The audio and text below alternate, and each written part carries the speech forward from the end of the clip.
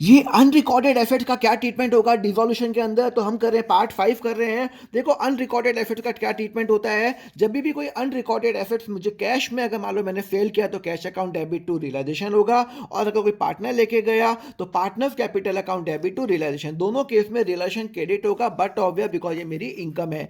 Example कर लेता हूँ, यहाँ पे सपोज करो मैं सारे एसेट ट्रांसफर करूंगा, तो यहाँ क्या करूंगा, टू फर्नीचर करूंगा मैं 20,000 रुपये। सबसे पहला मेरा स्टेप क्या होता है, I will transfer all the asset except cash, और सिमिलरली यहाँ पे ट्रांसफर करूंगा बाय क्रेडिटर, ट्रांसफर करूंगा 30,000 रुपये।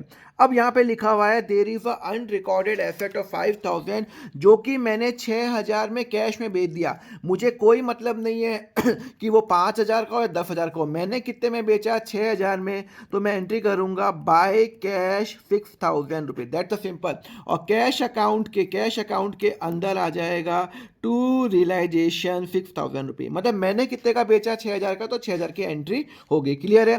फिर दूसरा लिखा हुआ है there is a unrecorded asset of 3,000, जो पार्टनर अमर लेके गया 4,000। अगेन मुझे कोई मतलब नहीं वो 3,000 का हो या 10,000 का हो, पार्टनर अमर कितने पे लेके गया, 4,000 का, तो यहाँ पे करूंगा बाय अमर कैपिटल अकाउंट 4,000 रुपये, और यहाँ पे करूंगा टू रियलाइजेशन 4,000 रुपये। मतलब क्या वैल्यू पे लेके गया उससे यहाँ पे एंट्री होगी, कितने पे लेके गया उससे एंट्री होगी, मुझे बुक वैल्यू से कोई मतलब नहीं है। और बाकी का जो है, जो जो मेरा पेमेंट आएगा, इसका 20,000 का पेमेंट आ जाएगा, 40 का पेमेंट आ जाएगा, इसका मैं पेमेंट कर लूंगा। अभी हम सिर्फ अनरिकॉर्डेड एसेट का ट्रीटमेंट कर रहे हैं ये लेक्चर के अंदर, तो आपको समझ में आ गया होगा कि जब भी अनरिकॉर्डेड एसेट्स हो ध्यान रखना, ये जो बुक वैल्यू है उससे कोई मतलब नहीं पड़ता, हमने कितने में बेचा उससे फर्क पड़ता है। अब हम करेंगे कि जब हमें कोई पार्टनर लोन देता है उसका क्या ट्रीटमेंट होगा, पर उसके लिए फॉलो करो अकाउंट फंडा।